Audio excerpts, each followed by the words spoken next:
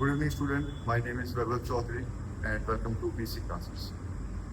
Today we are covering class 12, chapter 4, that is Principles in Inheritance and Variation. This is the fourth chapter of the unit class 12, and it is from the second unit that is also called as genetics. तो आज हम जो करने वाले हैं वो करने वाले हैं जेनेटिक्स का first chapter that is the principle of inheritance and variation.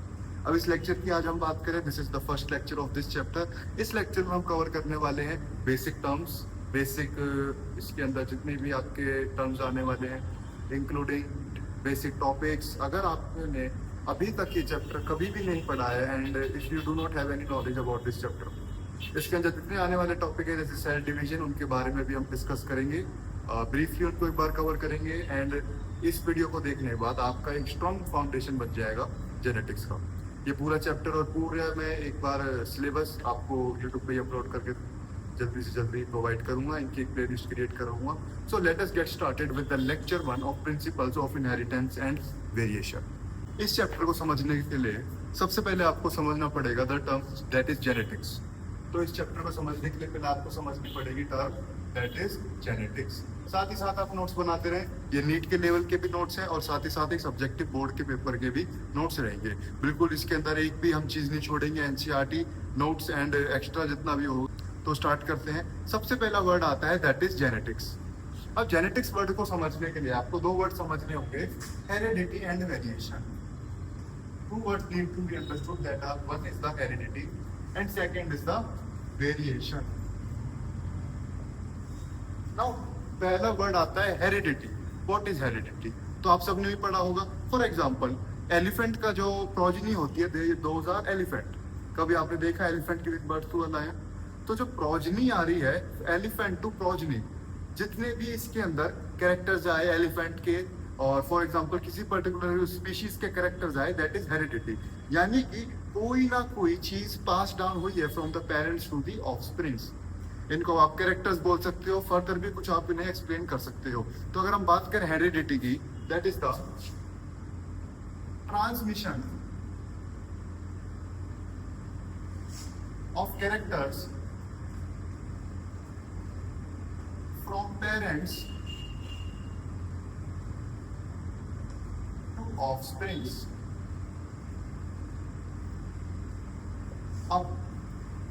The process through which the characters are being transmitted from the parents to the offsprings, this process is called as inheritance.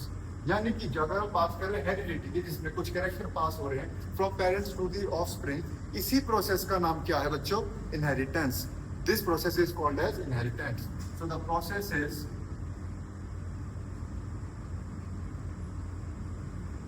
called as inheritance. इसी process को आप क्या बोलोगे? Inheritance बोलोगे. Second word जो हमें समझना है that is variation. Second word आपको क्या समझना है? Second word that need to be understood is the word variation. अब वेरिएशन वर्ड से आप समझ क्या सकते हो? Variation means variety. For example जो पेरेंट से प्रोजनी आ रही है, फॉर एग्जाम्पल आप ही सभी की बात करें, क्या आप अपने पेरेंट्स की तरह दिखते हो? एक पॉइंट पर आप उनकी तरह सिमिलर हो सकते हो, but you are not the exact replica of your parents. Are you? अभी जो आप एग्जैक्ट रेप्लिका नहीं हो, फॉर एग्जांपल आपके सिबलिंग्स भी होंगे, क्या आप अपने सिबलिंग्स के एग्जैक्ट रेप्लिका हो? Exception is the monozygotic twins, उसके अंदर बहुत सिमिलरिटीज देखने को मिलती हैं. But if you are talking about siblings and from parents to the progenies, इसके अंदर आपको एक कैरेक्टर्स के अंदर एक वेरिएशन देखने को मिलेगी, सिमिलैरिटी मिलेगी, क्योंकि कैरेक्टर्स आपके हेरिडिटी के थ्रू आ गए हैं. बट आपको क्या देखने को मिलेगी? वेरिएशन देखने को मिलेगी. So what is variation? Variation is the degree of difference. What is variation? It is the degree of difference जो कि है that is between the progeny and parents.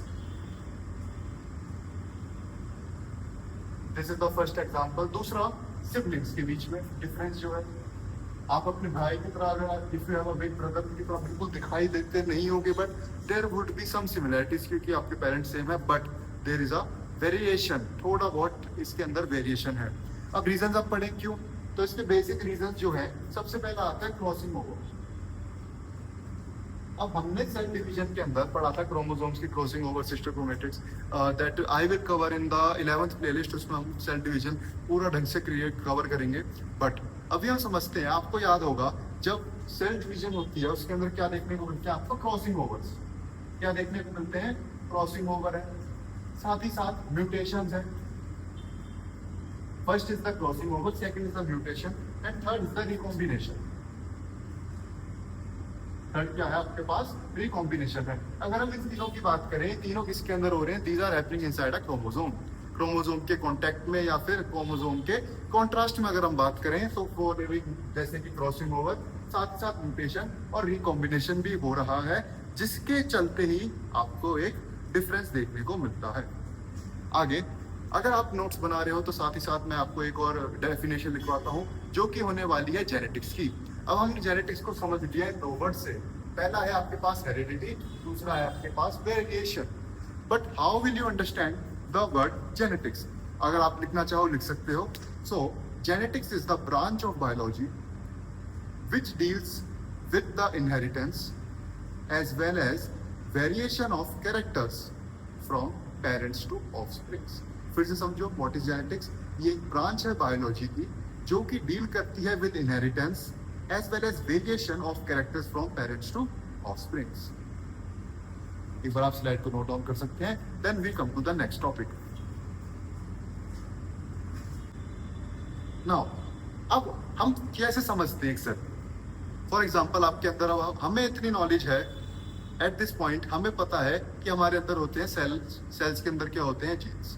अभी हम पढ़ेंगे mental factors and everything about this chapter. So उसमें आप देखोगे एक पॉइंट पर we were calling them factors, we were calling them factors. So if we talk about genes, where the genes are present, तो सबसे पहले you have a cell, this is a cell. अब cell के अंदर आपके पास क्या है?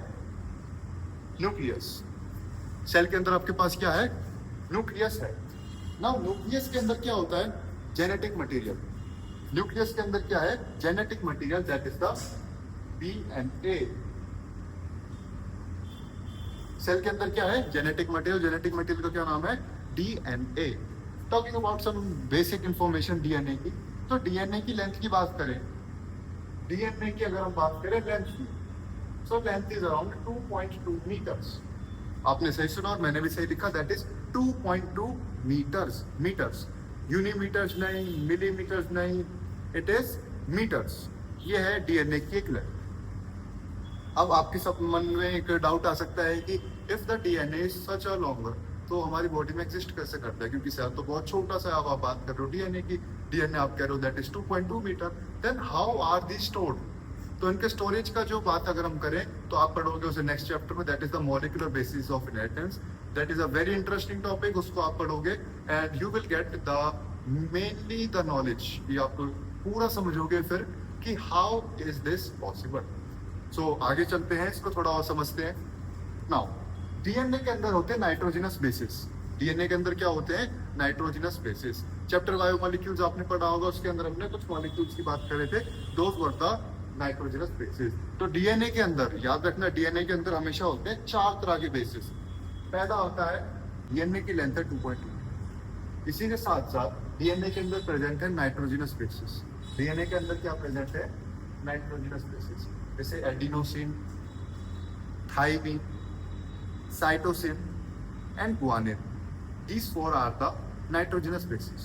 And where are they present? In a cell. Cell के अंदर जो डीएनए प्रेजेंट है, इनकी नाइट्रोजनस बेसिस ग्रुप है, उनकी नाइट्रोजनस बेसिस। अब अगर हम बात करें सेल की रेप्लिकेशन, मेनली इसमें काम करते हैं क्रोमोसोम्स।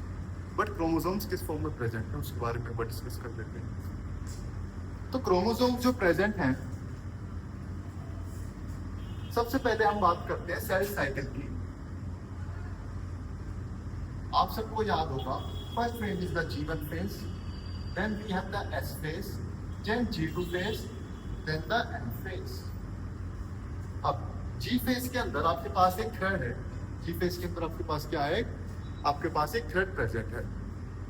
Then S phase के अंदर आपको देखने को मिलती क्या है? रेप्लिकेशन देखने को मिलती है। So S phase is associated with the replication। S phase किसके साथ एसोसिएटेड है, that is with the replication. Then we have the G2 phase and then the M phase. अब आपने पढ़ा होगा M phase is the best phase to study a chromosomes shape, its size, mainly talking about morphology. तो अगर आपको chromosome की morphology पढ़नी है तो बेस्ट स्टेज कौन सा होने वाला है, that would be the M phase. कौन सा फेज होने वाला है, that would be the M phase होने वाला है. सो इसके अंदर आप देखते हो कि आपके पास जो M phase के अंदर क्रोमोसोम है दैट इज परफेक्टली प्रेजेंट. वो कैसे प्रेजेंट है, परफेक्टली प्रेजेंट है. तो एस फेज के अंदर आपको रेप्लिकेशन देखने को मिलती है and M phase is best to study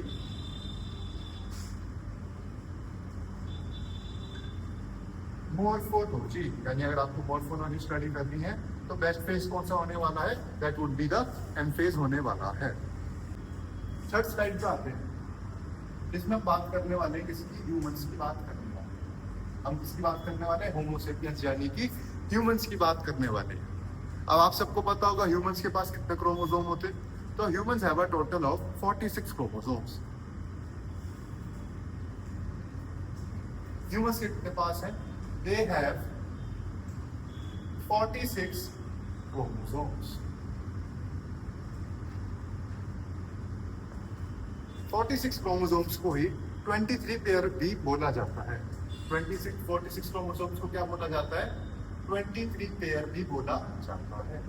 अब बहुत बच्चों के माइंड में जो those who are studying it for the first time doubt ये आता है, ये पेयर प्रेजेंट कैसे है, यानी कि ये पेयर प्रेजेंट कैसे है. तो जो पेयर प्रेजेंट है वो है in the form of 1 1 dash, 2 2 dash, 3 3 dash, साथ ही साथ टिल द 23rd. यानी कि जैसे 1 1 डैश, 2 2 डैश, 3 3 डैश, ऐसे ही 23rd पेयर के पास क्या होगा, 23rd डैश.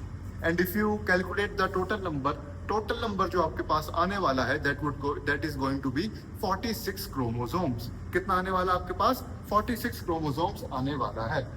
अब ये जो आपको अलग अलग सेट दिख रहे होंगे, यानी कि एक तो आपको दिखाई दे रहा है 1 वाला पार्ट, एक आपको दिखा रहा है 1 डैश वाला पार्ट. क्या मैं इन दोनों को अलग अलग सेट बोल सकता हूँ, क्या मैं इन दोनों को अलग अलग सेट बोल सकता हूँ, which means I have 2 set of chromosome, 2 sets of chromosomes. यानी एक ह्यूमन के अंदर कितने सेट ऑफ क्रोमोसोम है, there are 2 sets of chromosomes in a human.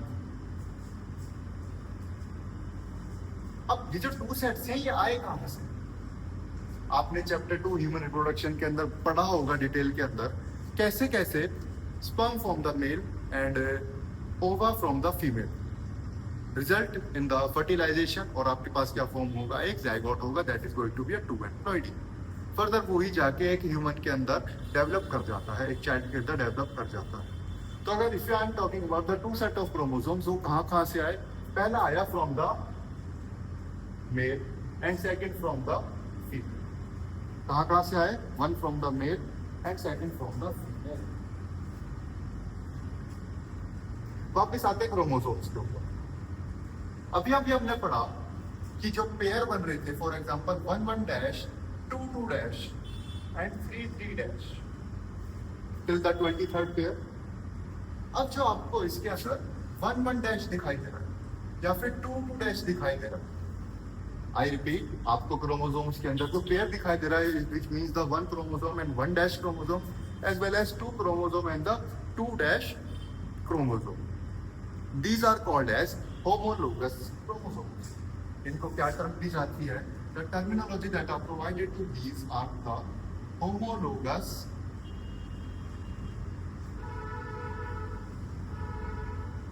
chromosomes.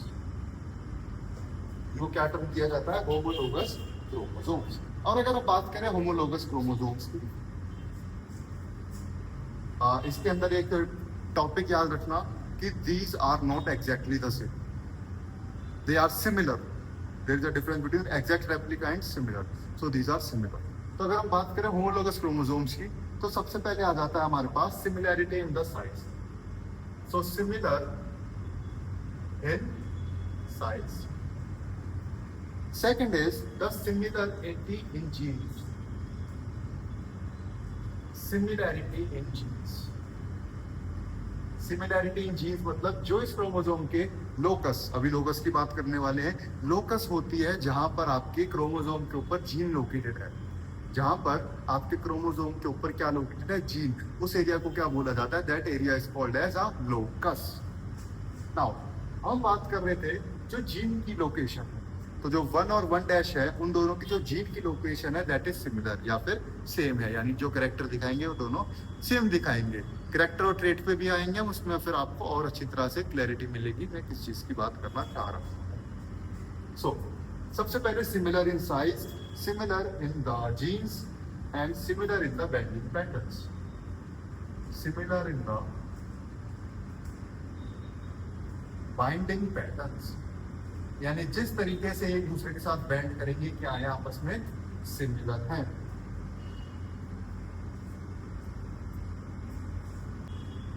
अब आगे बढ़ते हैं हम अपनी नेक्स्ट स्लाइड को। इस स्लाइड में हम डिस्कस करने वाले हैं कैरेक्टर और ट्रेट्स।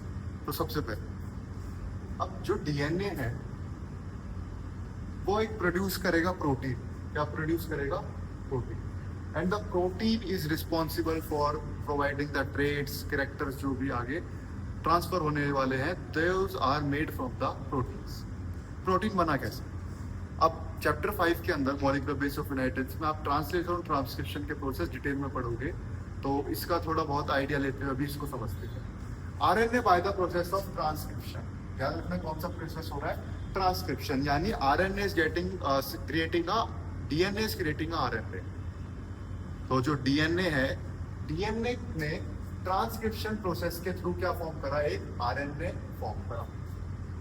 फर्दर आरएनए ने by the process for translation form क्या कर दिया? एक प्रोटीन फॉर्म करा। और जो प्रोटीन है ये ही आगे जाके कैरेक्टर्स कैरी करेगा और ट्रेट्स प्रोवाइड फर्दर करेगा। आगे बढ़ते हैं। Proteins are responsible for the various trait characters, यानी जितने भी कैरेक्टर्स आ गए उनके लिए कौन रिस्पॉन्सिबल होने वाला है? प्रोटीन होने वाला है। अब बात करते हैं कैरेक्टर्स की। कैरेक्टर्स क्या हो सकते हैं? जैसे आपकी आंखों का कलर है, आपकी हाइट है, आपका स्किन कलर है, स्किन टेक्सचर है एंड हेयर कलर है, those are all called as your characters. तो कैरेक्टर्स की बात करें, सबसे पहला कैरेक्टर क्या है? आई कलर है। Second is the height, height कितनी है, शॉर्ट हो, लंबे हो, that is the height. And skin colour and hair type, hair कैसे आपका स्ट्रेट है, कर्ली है, हम इनको डिस्कस करने वाले हैं। अब जो कैरेक्टर्स हैं इनके पास क्या होते हैं? ट्रेट्स। कैरेक्टर्स के पास क्या होंगे? ट्रेट्स। यानी कि अगर मैं बात करता हूँ हाइट की, what is height? Height is a character. If I am talking about a tall height is a trait, short height is a trait, medium height is a trait.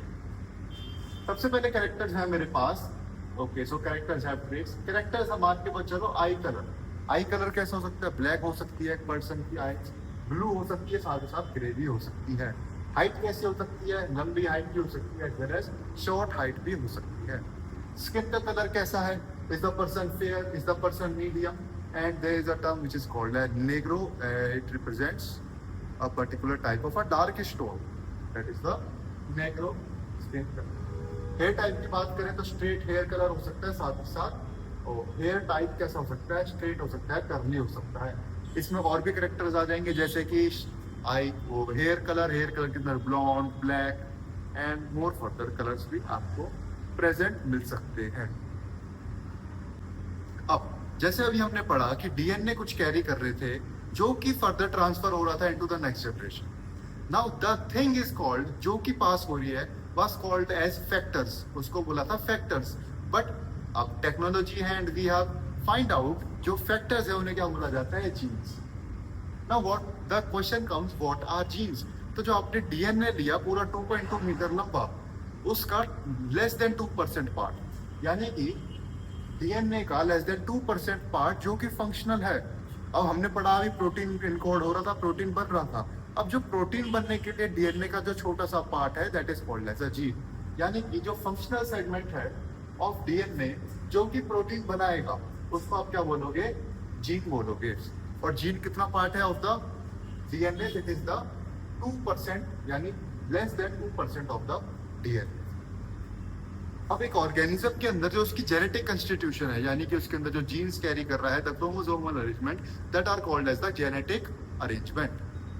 So the genetic constitution जो है particular organism की, वो होगी उसकी genotype. वो क्या होगी? उसकी जीनोटाइप होगी, यानी कि जो जेनेटिक कंस्टिट्यूशन वो कैरी कर रहा है।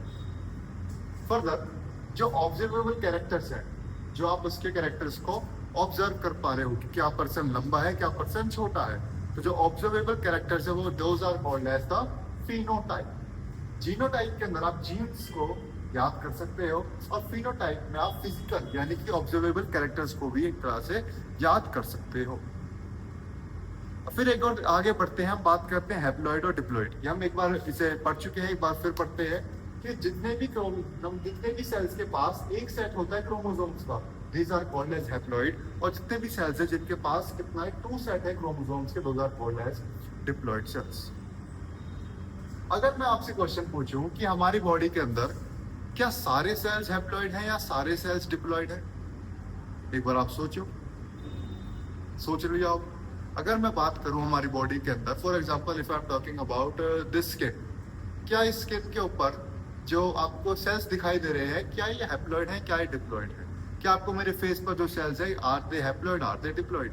सो द आंसर इज कि आपकी बॉडी के अंदर जितने भी सेल्स हैं, every cell is diploid except the germ cells. Germ cells में आ जाएंगे sperm cells and the ovum. So जो जर्म सेल्स हैं, जितने भी आपके गैमिट्स हैं, फीमेल गैमिट, मेल गैमिट्स, वो कैसे होने वाले हैं? वो होने वाले हैं हैप्लॉइड। चैप्टर 2 में हमने डिटेल में पढ़ा था, बट एक बार फिर समझाता हूँ। रिप्रोडक्शन के टाइम एक एक सेट क्रोमोसोम्स आएगा in form zygote with 2 set of chromosomes. तो जो जर्म सेल्स क्रिएट हुए वो क्या होंगे? एन की प्लॉइडी होगी, क्योंकि वो मियोसिस करके फॉर्म होते हैं।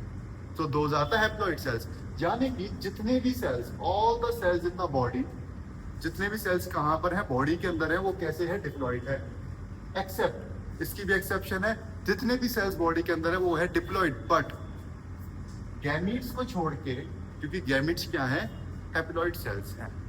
तो एक बार आप स्लाइड देख सकते हो। This I would like to end today's lecture. आज के लेक्चर में हमने इंट्रोडक्टरी टर्म्स सीखी। होप करता हूँ आपको ये चैप्टर लेक्चर अच्छा लगा हो। इस लेक्चर को मैंने बहुत बेसिक रखा है, because this is the first lecture and students would develop their base from this lecture only. तो आप इन नोट्स को लिख सकते हैं, एक बार रिवाइज करें। नेक्स्ट लेक्चर में हम इसको अच्छी तरह डिस्कस करेंगे। Thank you and thanks for watching.